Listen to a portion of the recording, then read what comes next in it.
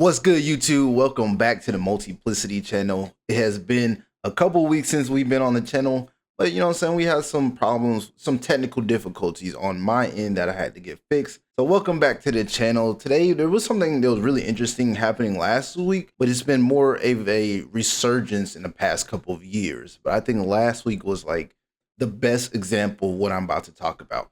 So before we get started, man, make sure you like up this video and subscribe to the Multiplicity channel if you're interested in all types of sports.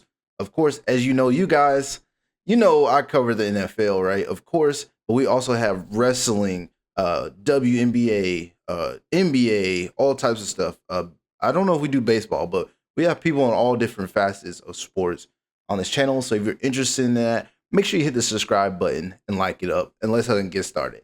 So what I was talking about the resurgence is we're starting to see older quarterbacks that have been written off as busts or just journeymen or just some type of backup somewhere, right? The Mariotas, the Smiths, the Brissett, Jacoby Brissett, guys like that, right? Like guys we know that's been in the league for a minute. We don't think much of it. However, lately, and I think Geno Smith being like the most obvious case of this is like, what if these guys just didn't get the opportunity that they deserve, right? Because all these guys get written off so early if they're not a Hall of Fame quarterback or an All Pro quarterback or a guy that's throwing 5,000 yards a season in his first 5 years of the league. You tend to get written off very quickly, right? So we've been seeing this a lot recently.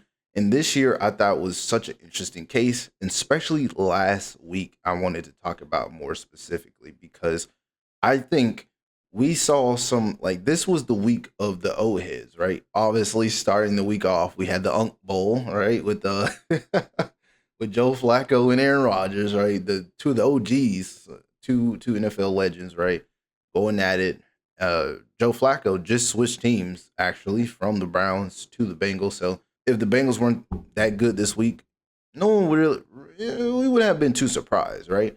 However, Flacco was not caring about any of that. He really did not, because he says, I don't need to learn the playbook. I need to know where Ja'Marr Chase is. If I'm not mistaken, I believe Ja'Marr Chase had 19 targets in the game. Like, can you imagine that, right? As a receiver, like your quarterback is looking for you and you only. You feel me? So they won the game. That was a great recipe to win the game. Hey, let me find my best player and let me get him the ball. That's just how it is. So I want to say out of those 19 targets, I think Ja'Marr caught 14.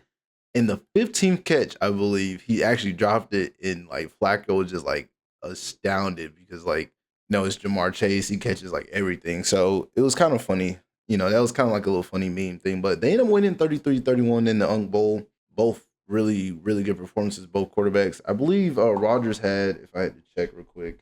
Yes, I wanted to check real quick just to check the stats. Flacco did throw almost 50 times. I think he went 31 for 47, so for 3 touchdowns, so not bad. Then Rodgers, he did throw 2 interceptions. So outside of those, I think he played pretty decent. But one thing about the old heads, they don't tend to let those get like mentally in their head, just because like the more you pass, this is just no matter who you are, the more you pass, there's more chances of throwing an interception, right? So a lot of these older guys, they know that they're not tripping about an interception, right? Because I mean, despite those 2 interceptions, they only lost by 2 points. So fun Unk Bowl, really, really nice, really, really good. Obviously, Sam Darnold, I wouldn't put him in Unk status yet. Unk is like, the old heads that we grew up on, but Sam Darnold, obviously, another guy that had a resurgence, was written off very quickly, and obviously he became a journeyman, and then he found his footing in Minnesota, and everyone's like, wait a minute, is he actually good? Like, can he be good in the league? And then obviously, as we know, he's with the Seahawks after the Seahawks also had a resurgence at quarterback with Geno Smith not too long ago. As we all know, his infamous clip of, hey, they wrote me off, but I'm still here, right? Or however he said it, in that realm of what he was saying. Basically, like, you ripped me off, but I'm still here, right? So obviously Geno's with the Raiders. Raiders not doing too hot right now, but we can say he's had a resurgence in his career. Sam Donald is balling right now. Like, He's balling down there with Seattle. It's something I would have never pictured a long time ago, but yeah. Obviously, another guy that was written off was Daniel Jones. Daniel Jones right now is like he has a strong legitimate case for MVP. Can we think about that for a second, right? Like we've talked about this on this channel before. Him leaving the Giants obviously was kind of like a weird situation because like Daniel Jones has never been bad, but he's had bad play. And that is a lot of coaching himself. He will throw some here and there. But also it's just his situation, right? I think sometimes looking beyond talent and beyond this other things, I'm a big believer in your mindset. Like once something is like cooked, it's hard to try to like fix it. That's what I think people tend to try to do is fix something that's already been cooked. I think the relationship between Daniel Jones and the Giants cooked, the organization cooked, the O line cooked. It's hard to ball in that situation. So he got his second chance with obviously he went to Minnesota as well. And after Minnesota, he landed with the Colts. Now the Colts decided, hey, Anthony Richardson is buns. I'm gonna keep it a buck. We messed up. He's buns, but he's not gonna play for us. That's when they went out and got Daniel Jones. Is like, hey, you're gonna start for us, Genki. But I don't even think they would have known like the impact that Daniel Jones would have had this season. Like you asked me who's going to be leading the league this year. The Eagles, the Bills, right? The Bills are always the best regular season team in my opinion. Like they're never going to have a bad season under Josh Allen. Uh the Chiefs, the normal, not no like crazy dark horse teams, but if you actually look at who's winning the league right now, it's like everybody you don't expect. Like literally. And Daniel Jones is, if I'm not mistaken, they're 6-1 under Daniel Jones, and he's balling. He's not even getting carried by his team. Like Jonathan Taylor, for example, is having an All Pro season. He's probably going to break a record. Like I don't think people really realize this because we've had some insane records, right? Uh, Obviously, from the running back position, top of my head, LaDainian Tomlinson, Priest Holmes, if I'm not mistaken. I don't know who has the most touchdowns in the like combined because I think they combine your rushing and your receiving. But I know if it's like that, then I'm pretty sure it's not LaDainian Tomlinson, but somebody has like 31 touchdowns on the season or something like that. Something crazy. To put that in perspective, Jonathan Taylor right now, if I'm not mistaken, has 11 touchdowns on the season. Yeah, and he's had 3 games of 3+ touchdowns. So it's going to be kind of hard to not think he's going to repeat that, unless unfortunate injury happens, which I don't want to wish that on anybody, right? But other than that, I mean, he's the best running back in the league right now. Daniel Jones is the best quarterback in the league right now. Like everyone is balling on that team, and you never know. The Colts could do a little something, right? And I mean, if you want to continue on our streak of the Unk Bowl, obviously Baker. Wait, hold on.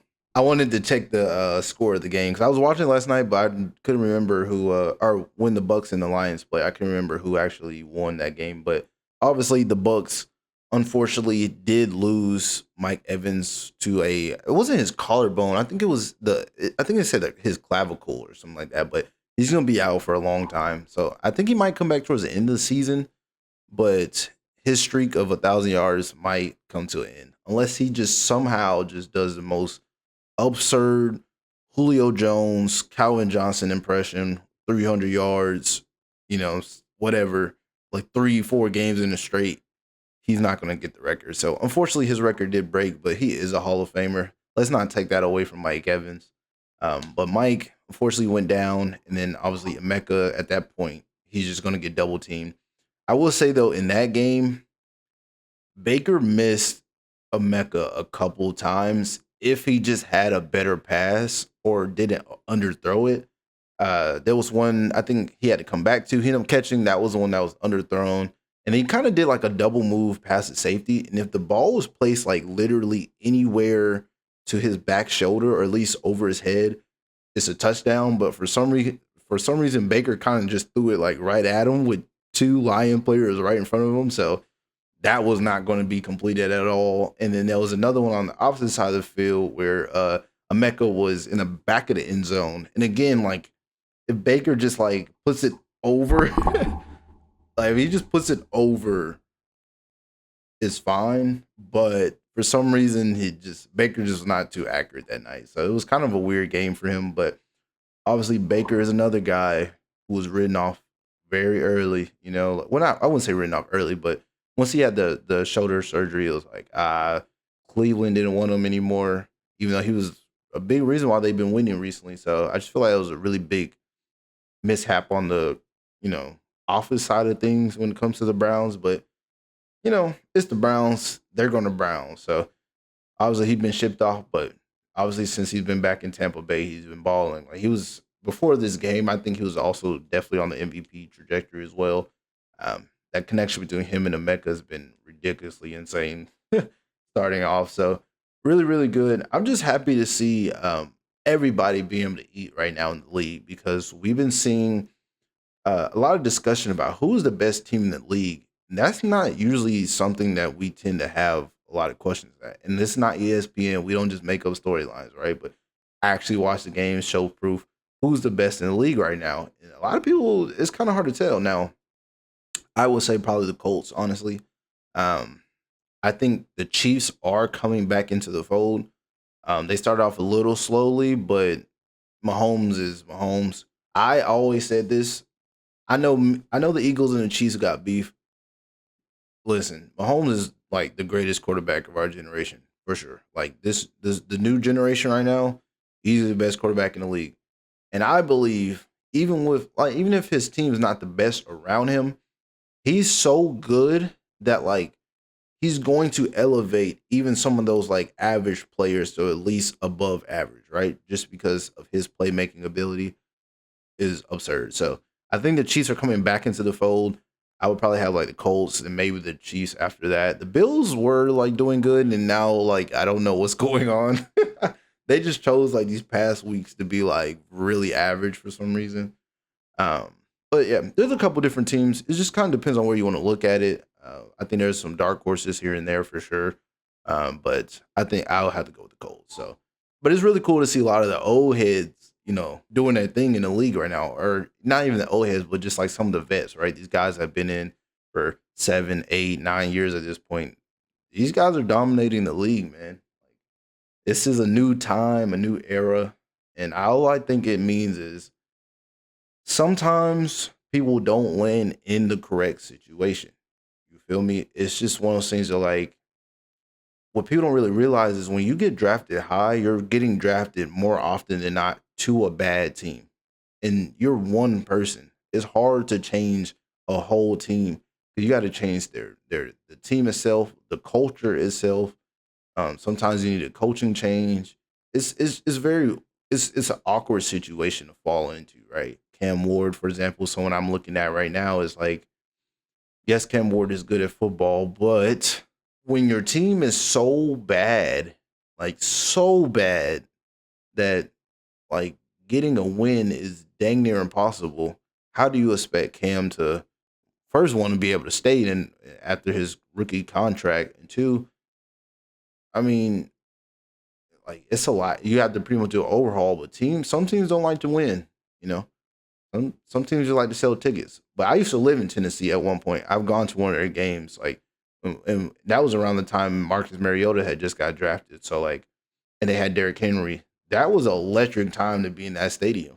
I went to one of those games. It was electric. Like I'm like, wow, this is fun. But Tennessee hasn't seen that type of electricity since the that one year they went like really deep in the playoffs. It was maybe it was Tannehill at quarterback if I'm not mistaken, with Derrick Henry obviously back there. That was what 20. I want to say 2018 or 2019. It was one of those. I think it was one of those 2 years. Y'all know what I'm talking about. They won like 13 games or something. That's when we were still part of the like the 16 game season. I think they won. I think they won like 13-3. I could be wrong, but I'm pretty sure it was like they won a lot of games that year. But other than that, Tennessee hasn't really seen a lot of success since then.